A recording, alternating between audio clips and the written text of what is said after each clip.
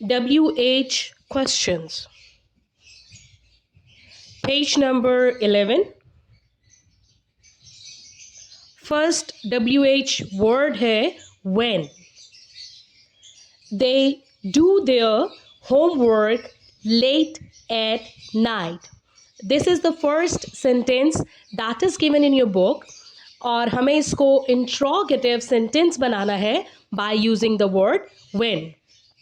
अब यहाँ पर जो पहला काम आपने करना है वो ये देखना है कि इस सेंटेंस में कौन सा टेंस यूज हुआ है. मैंने यहाँ पर हाईलाइट किया है the word do. That is the first form of verb. First form of verb show करती है कि यहाँ पर सिंपल प्रेजेंट टेंस या प्रेजेंट इंडेफिनिट टेंस का यूज हुआ है. जब हमने सिंपल प्रेजेंट टेंस में नेगेटिव या इंट्रोगेटिव सेंटेंसेस बनाने हो तो हम दो वर्ड्स यूज करते हैं, डज एंड डू. डज जो है वो हम यूज करते हैं when we have singular noun और प्रोनाउन, और डू हम यूज करते हैं when we have plural noun और प्रोनाउन. इससे पहले कि हम व्हेन लगाएं, हम इसको सिंपली टेंस के रूल के मुताबिक इंट्रोगेटिव बनाएंगे, क्वेश्चन बनाएंगे. Do they do their homework late at night? चूंकि यहाँ पर they का मतलब है ज़्यादा लोग, तो हमने यहाँ पर do का यूज़ किया है. अगर हम चाह रहे हैं कि हम इस सेंटेंस में when लगाएं तो सिंपली आपका जो सेंटेंस पहले आप बना चुके हैं क्वेश्चन, उसमें आप इसको शुरू में लगा देंगे तो आपका WH के साथ क्वेश्चन बन जाएगा. अब यहाँ पर ये बनाने का मकसद ये है कि अगर आप फील करते हैं you find difficulty in making the question directly with when, तो आप पहले उसको अपने माइंड में एक स्ट्रक्चर बना लें सिंपल के साथ, जैसे do, does, is, are, am. अगर ये यूज़ हो रहे हैं या हमें करने हैं तो आप इनके साथ बना लें और फिर आप WH जो वर्ड है उसको स्टार्ट में लगा दें. When do they do their homework? Who? Umar came to the party alone.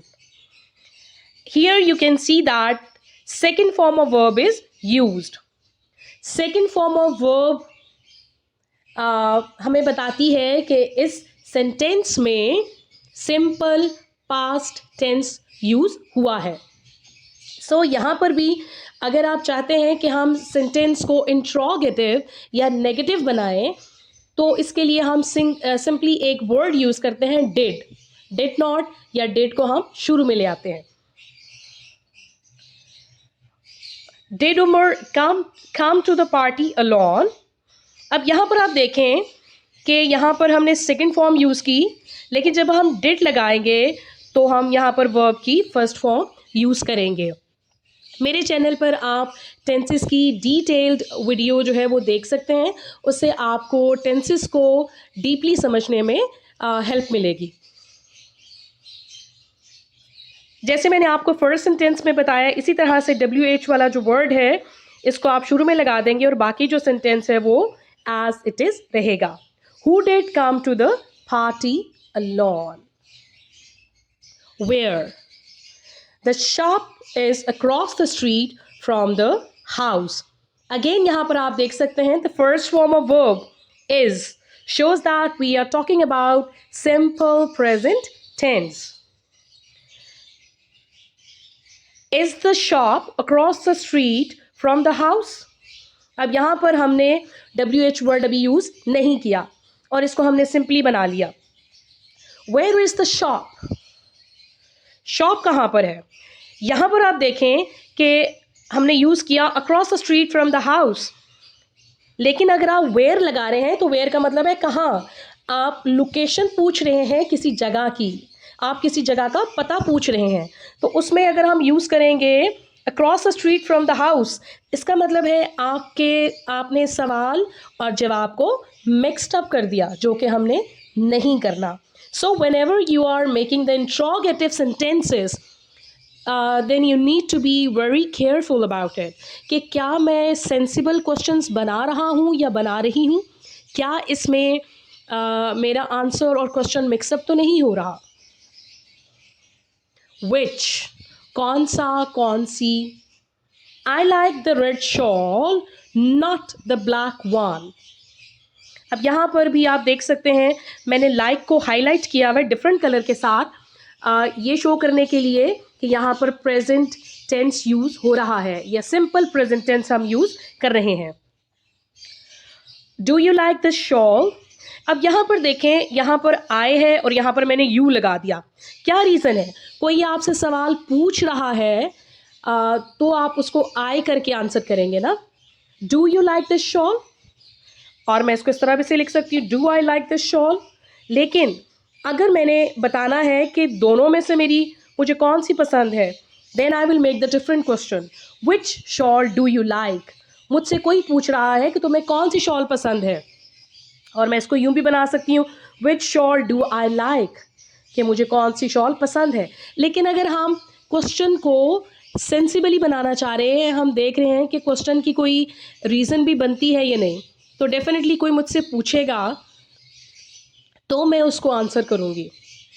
आप दोनों तरह से बना सकते हैं, लेकिन मुझे मेरी राय के मुताबिक मुझे ये ज़्यादा बेहतर लगता है कि मैं इसको यू के साथ अगर क्वेश्चन को बनाऊँ. How. She felt better after she took a nap. Felt is the second form of feel. So second form of verb is used in simple past tense. Did she feel better? और अगर हमने पूछना है कि वो कैसा महसूस कर रही थी, how did she feel? What? That is an English language book. वो इंग्लिश लैंग्वेज की किताब है. अगेन यहाँ पर आप देख सकते हैं, I have highlighted the word is, that is the first form of verb. So we are talking about simple indefinite tense, present indefinite tense. Is that an English language book. क्या ये English language की book है? लेकिन अगर मैं पूछना चाह रही हूँ कि ये कौन सी बुक है या ये क्या किताब है, तो then I will say what is this book. अब पहले की तरह मैंने आपको बताना चाह रही हूँ कि इसमें भी हम आंसर को मिक्सअप नहीं करेंगे. इसमें हम इंग्लिश लैंग्वेज बुक का जो वर्ड्स हैं we are not going to use, क्योंकि इस तरह से आप आंसर और क्वेश्चन को मिक्सअप कर देंगे. वाई. क्यों हम रीज़न पूछते हैं जब हम कहते हैं why. I do not get up early because I sleep late. Do not बहुत क्लियर वर्ड है हमें ये बताने के लिए कि we are dealing with simple present tense. Do I not get up early, और अगर आप WH का वर्ड यूज़ कर रहे हैं तो सिंपली हम उसको स्टार्ट में लगा देंगे. Why do I not get up early. Why. I did not bring my dictionary today as I have lost it.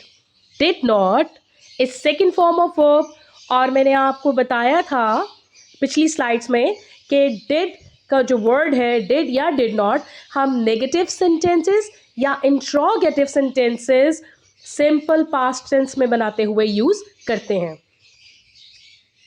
Did I not bring my dictionary today.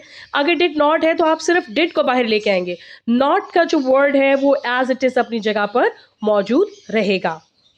Why did I not bring my dictionary today. Thank you very much.